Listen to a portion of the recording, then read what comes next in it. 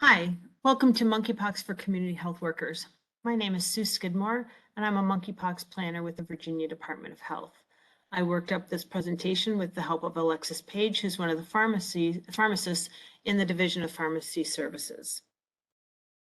We're going to cover today the monkeypox basics, monkeypox prevention, Virginia Department of Health vaccine strategies, and testing and treatment. A little bit about monkeypox. It is caused by an infection with the monkeypox virus.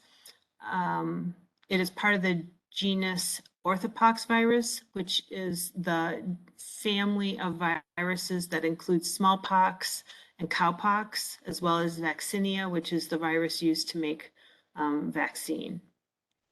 The nomenclature or the naming convention is that we call things a clade, and so a clade is a group of organisms believed to have the same ancestor, and then within that we call them clade 1, clade 2, clade 3. Currently we have two clades of monkeypox. One causes more severe illness and has not been part of this outbreak. Clade 2 is the one that's responsible for the current global outbreak of monkeypox in 2022. Now, monkeypox symptoms are similar to smallpox symptoms, but they're much milder and it's very rarely fatal, monkeypox. A little bit about the data. As of October 18th, there have been nearly 75,000 cases reported worldwide from 109 countries and 32 deaths. In the US, 27,635 cases with only 4 deaths, and in Virginia, 515 cases and no deaths. However, we have had approximately 23 hospitalizations. The map of the United States is just a graphical representation of the disbursement of the cases across the US. So the darkest color blue is states with the most number of cases, and the lightest color blue, almost white looking, is states who have nearly no cases. But there are cases in every state in the union at this point, I believe. So how do I know if I have monkeypox? Generally, there's going to be a fever, although not always, and then what we call prodromal or pre-rash symptoms.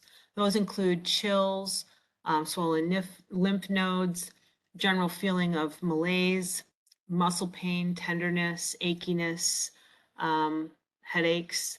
These may can occur before or after the rash or not be present at all.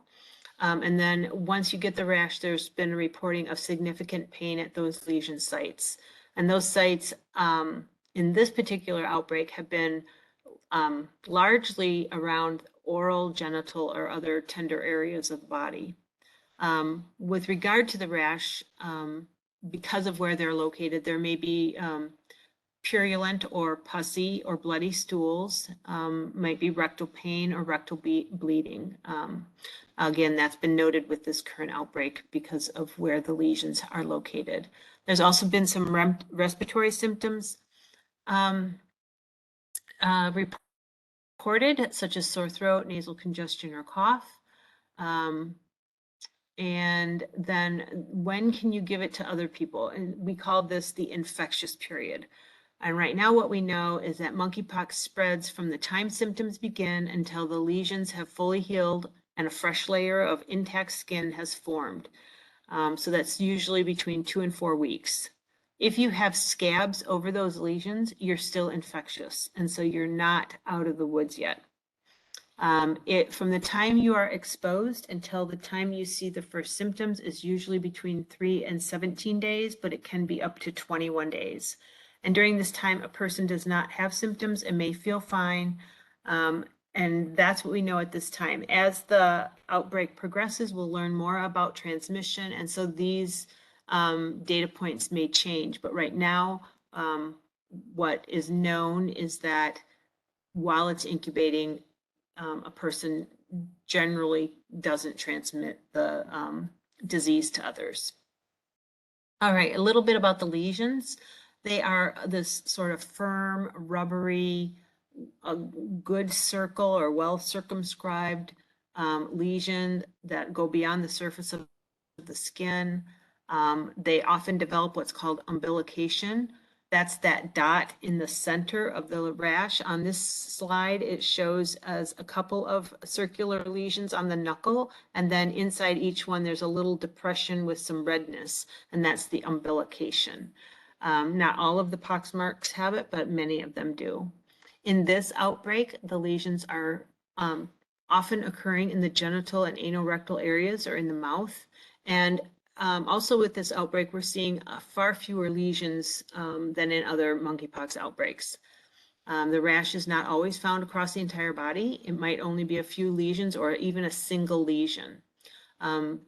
Patients have reported that these lesions are very painful until they become itchy, which is the beginning of the healing phase. And so they usually become itchy when they get crusted over. And I'm going to be showing you some pictures. So caution, the next two slides have some up close pictures of lesions that not everybody may want to look at. And I will let you know when I'm done showing those pictures. And so the left side of the screen is a series of 6 pictures showing the progression of the rash. They pop up as a little bump with clear fluid underneath. That moves to a bump that looks like it has pus underneath. Then it gets a little bit bigger. It may develop the umbilication, as you can kind of see in this photo. And then they scab over. And so the next 2 pictures are of the lesions that have scabbed over. And then this last picture in that series of 6 looks like the intact skin coming to the surface and the pox being cleared. Just wanted to show you how they may appear slightly redder, not necessarily always looking pussy. Sometimes there may be 1 or 2 on the hand. Sometimes they may be a lot of them in one particular body area. So just a number of ways they can present. One more slide of photos before I'm done showing photos. On the left is a photo of what the lesions look like when they scab over, and keep in mind that they're still highly contagious at this point. On the right is a picture where there's so many lesions that they're running into each other. And when this happens and you get these bigger lesions, think about what happens with that bigger scab. It puts a person more at risk for other infections because it's an open area of the body. So we want to definitely get vaccine into people to prevent the lesions entirely if we can. So it's a great reminder of why prevention is so important in this disease. And now I'm done with the pictures. So if you were looking away, you can join us again. And let's talk a little bit about how it's spread. It's person-to-person transmission. And in this outbreak, it's generally happening in men who have sex with men, but it can infect anyone. And the transmission occurs when there is close, sustained physical contact, which can include sexual contact, but doesn't always have to. You have to have direct contact with the infectious rash, the scab, or the body fluids. That scab is super contagious, so please keep it covered. And I'll probably repeat that multiple times over the course of this presentation.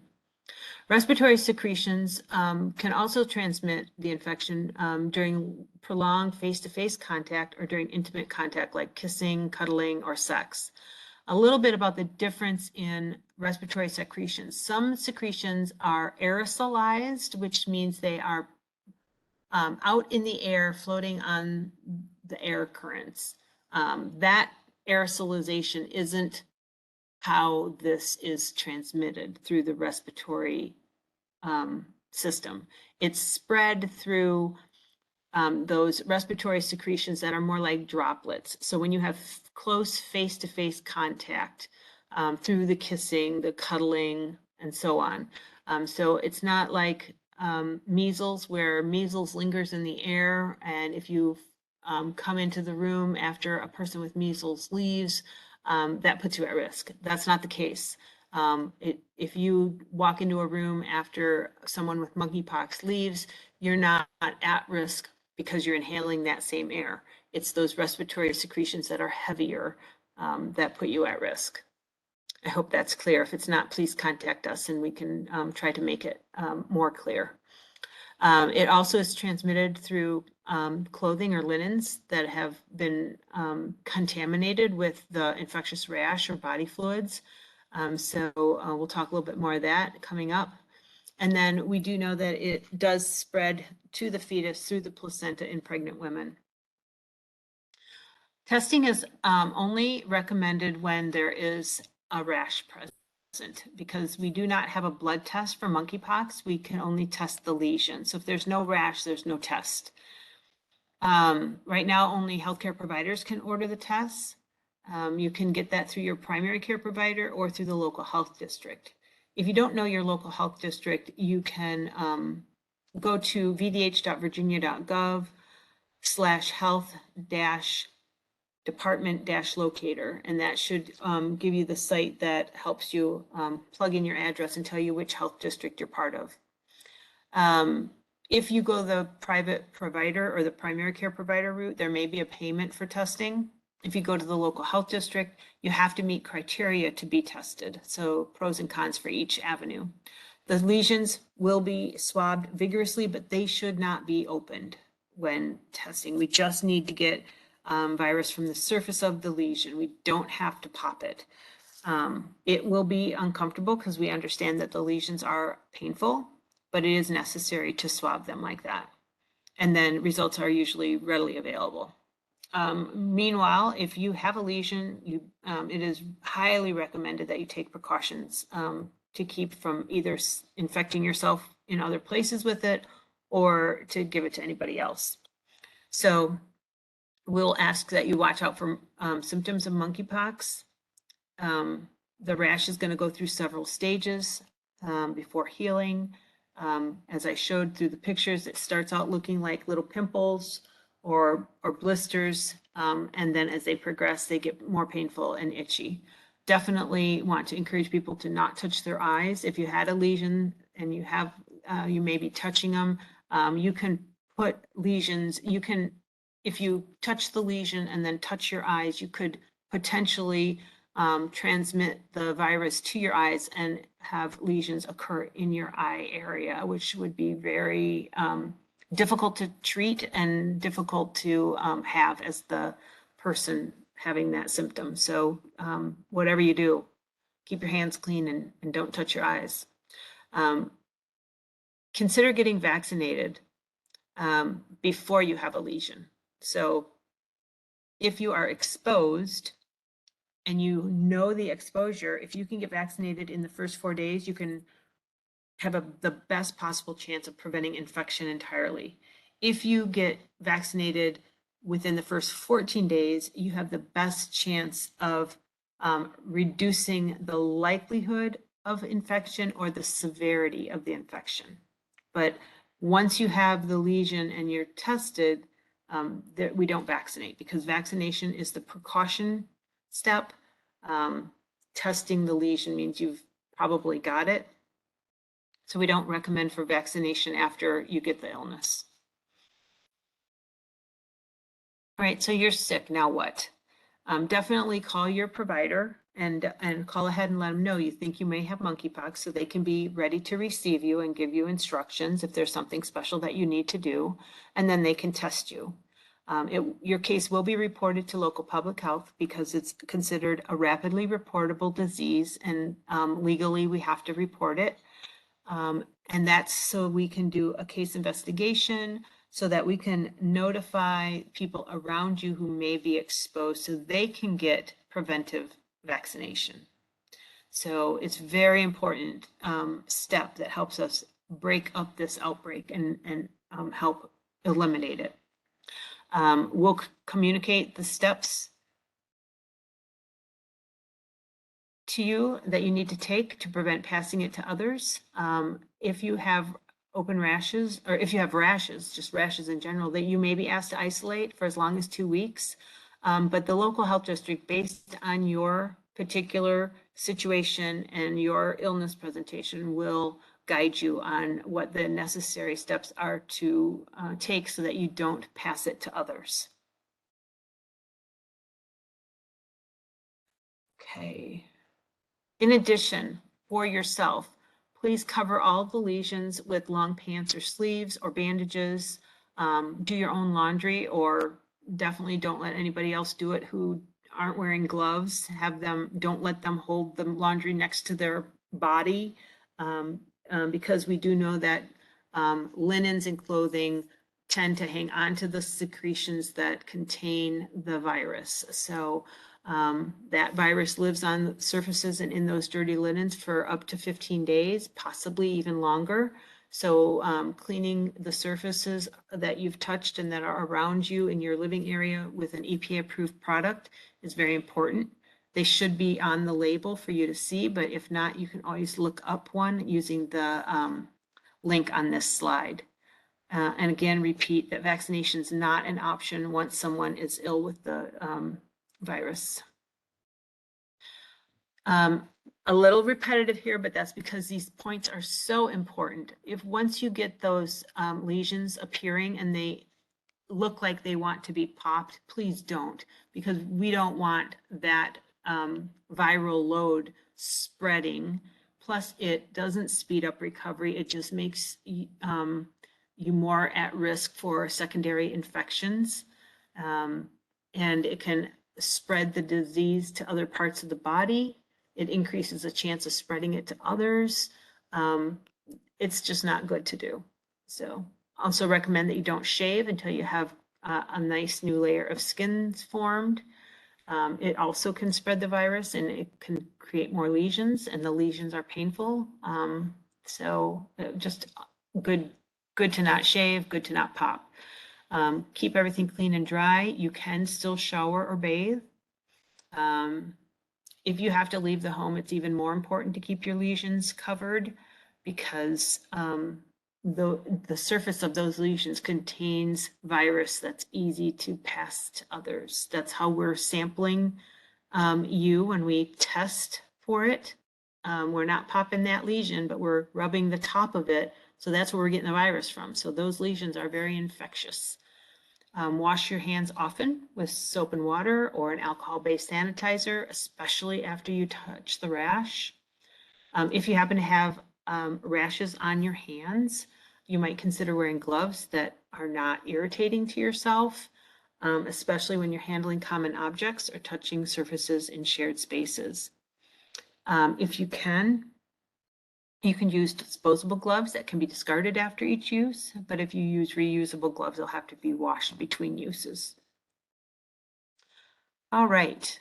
A close contact is someone who was exposed to someone with monkeypox through either sexual contact, close physical contact, being hugged, cuddled, kissed, or having other prolonged skin-to-skin contact with the rash of someone who has monkeypox.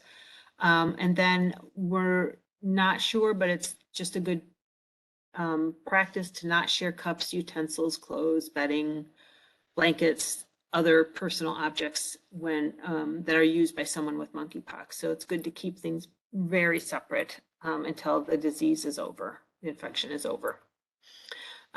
Close contacts do have to be notified. So the local health department definitely is, that's one of their tasks that they do. You may decide that you want to notify them yourself, which is fine, but sometimes the local health districts will tell you that they have to do it. And I would let them do the notification if at all possible. If you want to preempt them and tell them yourself, you may, but they may still have to do that to do an interview of the person, just so they can continue to do contact tracing.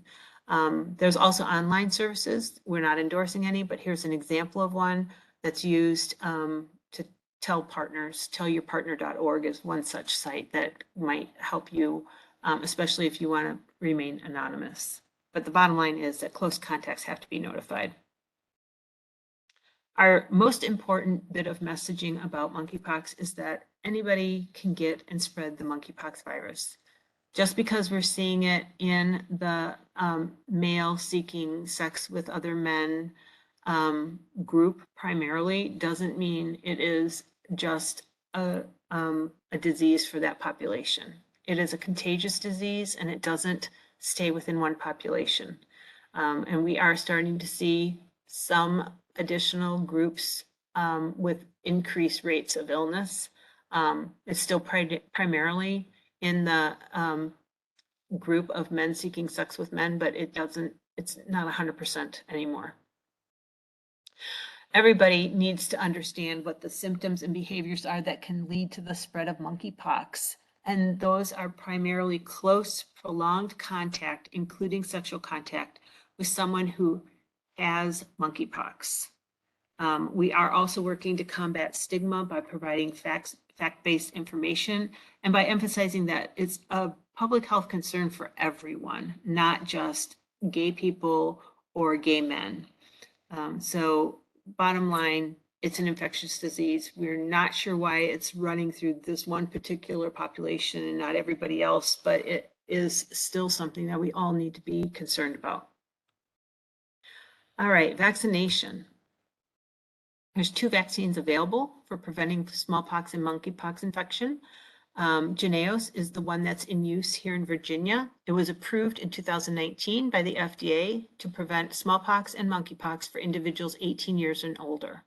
However, in this outbreak, the FDA did issue an emergency use authorization for the prevention of monkeypox in individuals less than 18 years of age.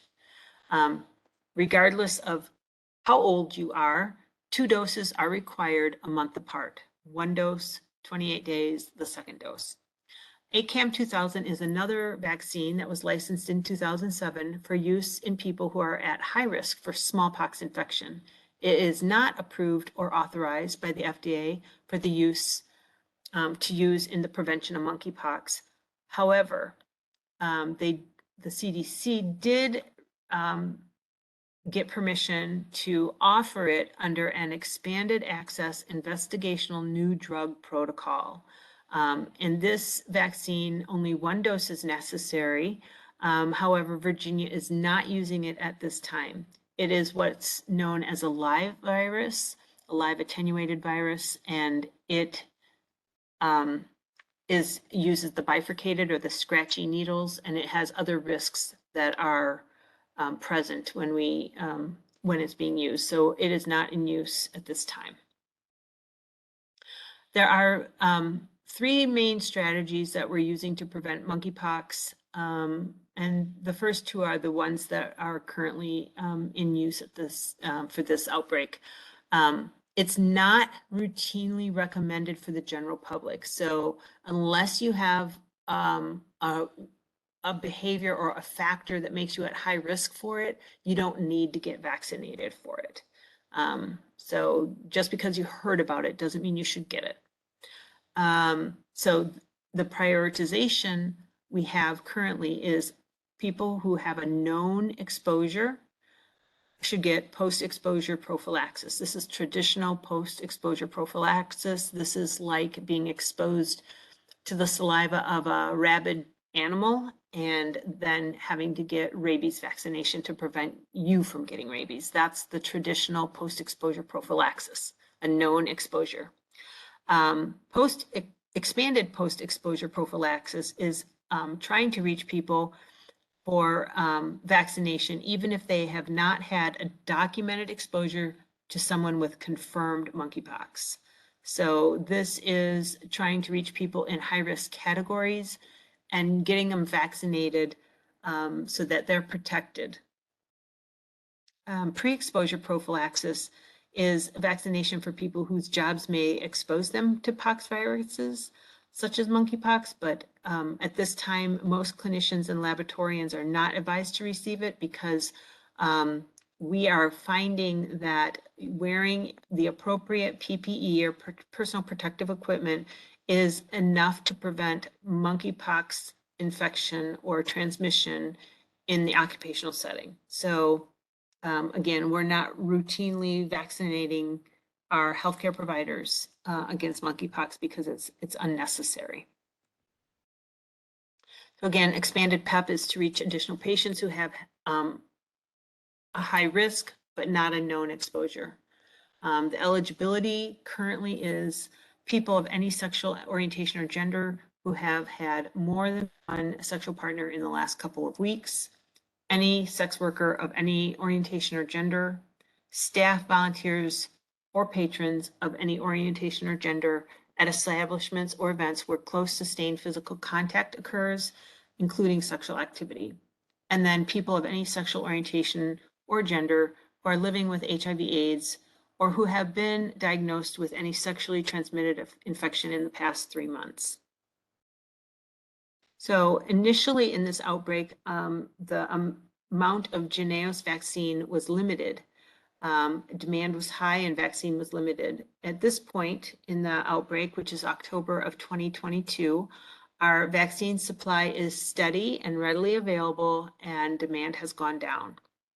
Our allocations are based on how many cases we have, as well as what percentage of our population are at risk, which are HIV positive, gay, bisexual, other men who have sex with men, otherwise called MSM, and then anybody who's eligible for HIV or PrEP.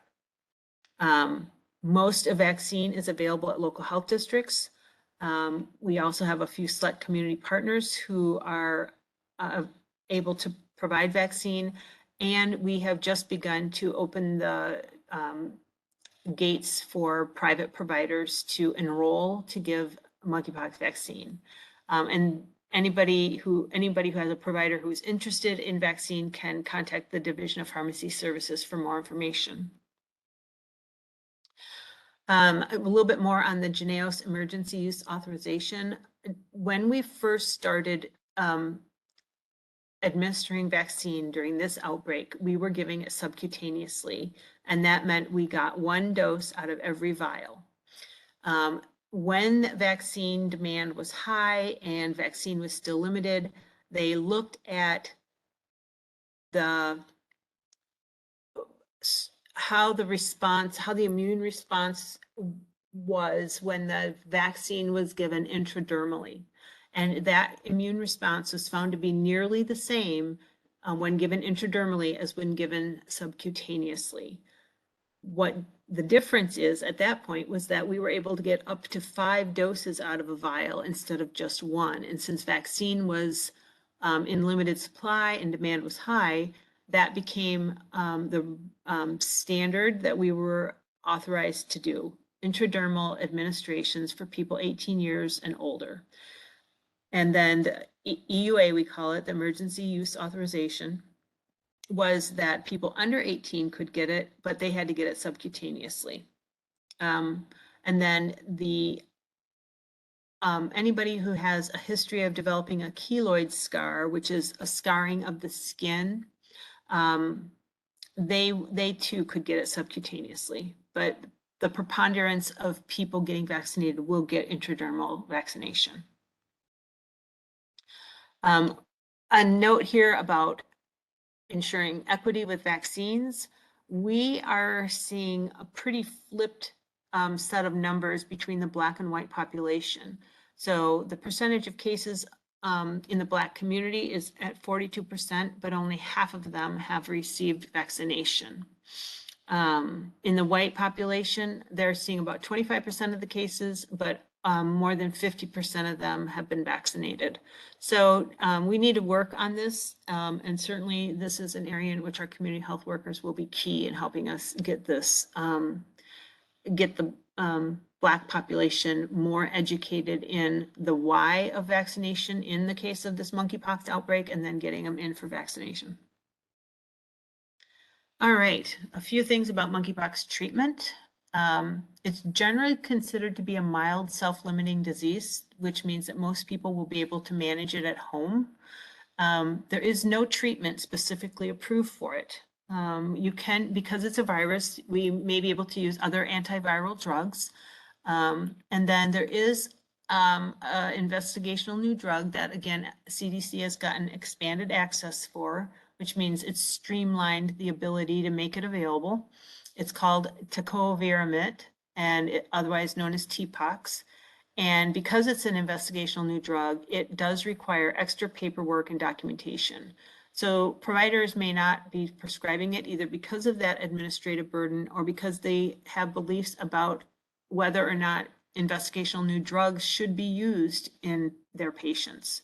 So if you know of someone who qualifies for TPOXX or would like to try TPOXX and their provider doesn't prescribe it or is reluctant to prescribe it, we can help find a provider who will. They can either contact the local health department or they can contact the VDH Department of Pharmacy Services to find a provider for them.